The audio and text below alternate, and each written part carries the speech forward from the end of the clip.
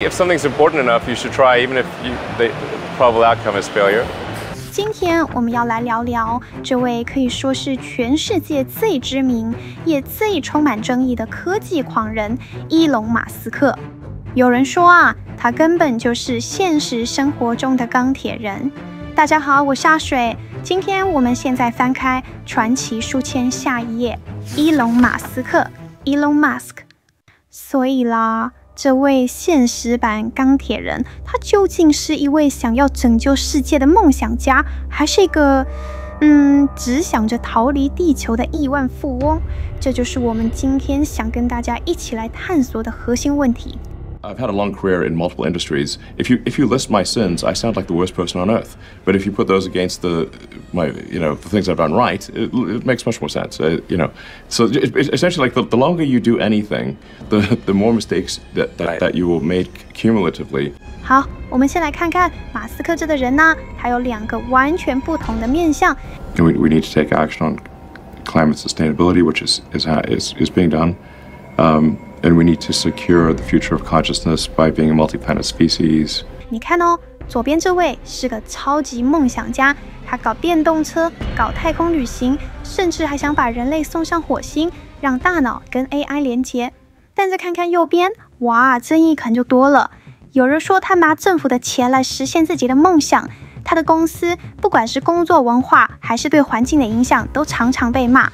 更不用說他本人在網絡上那些常常讓人跌破眼鏡的發言了。那想知道他為什麼這麼拼，好像永遠有用不完的精力嗎？ You're Elon Musk. I am.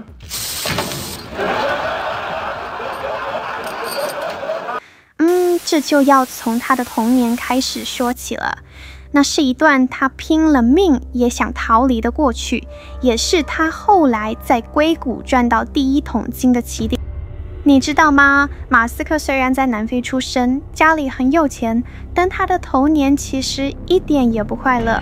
他甚至形容自己的爸爸是全世界最可恨、最邪惡的人。在經歷了各種心理折磨之後，是書本、變玩，還有寫程式，才給了他一個可以喘息的空間。從南非到美國，他的人生可以說是開了加速器。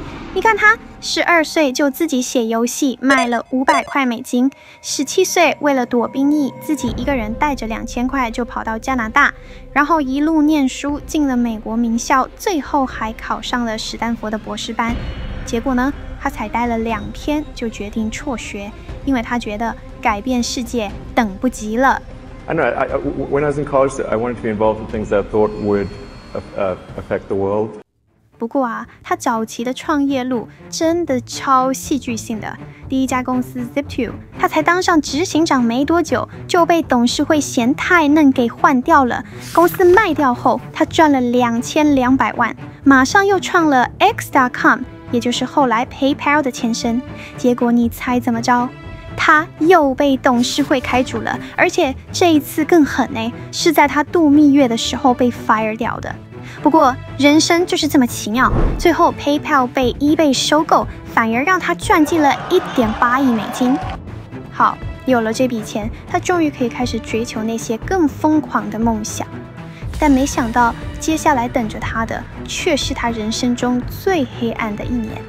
There were some tough times in end of 2008. How did you get through that period of crisis? Yeah. Can we just break for a second? Sure, of course. 2008年，所有事情幾乎就在一夕之間全都崩盤了。Red everywhere, essentially, down by 4-5%. We're down over 16%. Dow at the same time has fallen about 18%. 2008年，老天爺好像跟他開了個天大的玩笑，所有倒霉事，就真的全部擠在一起發生了。你看，全球金融海嘯來了。他的太空公司 SpaceX 火箭連續炸了3次，他的電動車公司 Tesla 也因為各種問題快要燒光錢破產了。更慘的是，他自己的婚姻也亮起紅燈，正在打一場超痛苦的離婚官司，事業、家庭可以說是全盤皆輸。換作是你我，可能早就投降了，對吧？但馬斯克呢，在火箭第3次發射失敗後，有記者問他：“哎，你是不是該放棄啦？”結果你聽他這麼說 ：“You had that third failure in a row. Did you think I need to pack this in?” Never. Why not? I don't ever give up. 他說：“不，我從來不放棄。”這句話真的就是他最好的寫照。這真的就像電影情節一樣，當時 SpaceX 的錢就只夠再發射一次，一次哦。他把自己剩下所有的錢全部都賭在這最後一發火箭上，成了就上天堂，敗了就一無所有。所以呢，最後一次機會，結果怎麼樣？這就是故事最精彩的地方。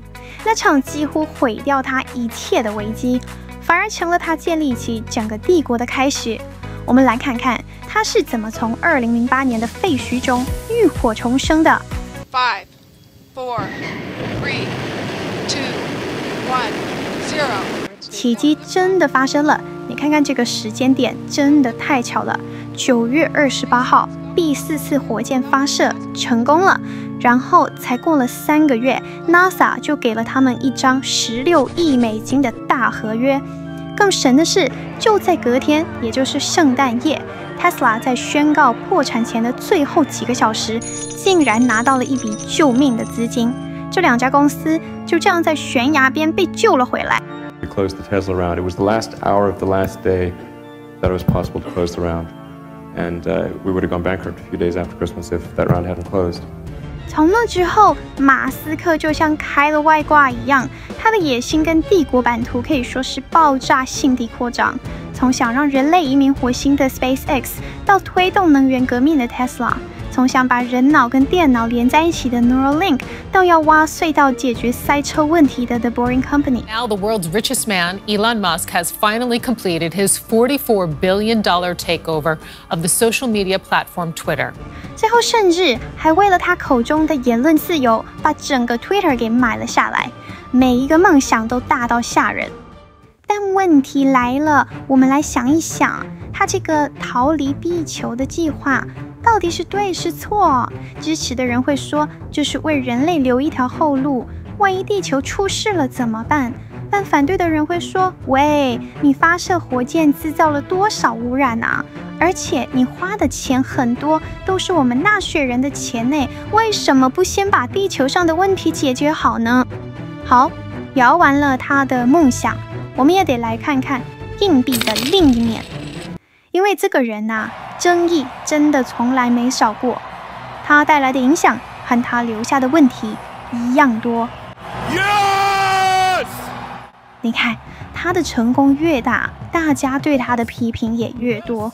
比方說，他公司裡那種高壓到不行的工作文化，聽說隨時都有人被炒魷魚。And thousands of jobs lost. Elon Musk, who now owns and of course runs Twitter, and now thousands of workers learning they have lost their jobs after being told to check their email. 還有 Tesla 雖然是電動車，很環保，但挖電池用的鋰礦其實對環境傷害很大。更不用說自動駕駛系統出的那些意外，還有他買下推特之後搞出了一連串混亂，甚至他還公開支持川普跟政治人物吵架，爭議真的是一籮筐。所以大家到底都在吵些什麼？我們來看看這個圖，就一目了然了。你看，吵最兇的反而不是他的生意哦，而是他的政治發言，還有他對待員工的方式。這兩項加起來就超過一半了。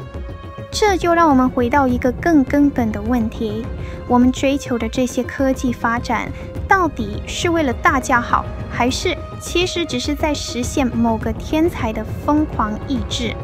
這些創新的背後，真正的代價和目的又是什麼？這個問題真的沒有標準答案，也很值得我們每一個人好好想一想。如果你對今天的內容覺得有興趣，請幫我按個讚，這對我來說是極大的鼓勵。更重要的是，記得訂閱我的頻道，我會持續為大家提供更多更好的影片。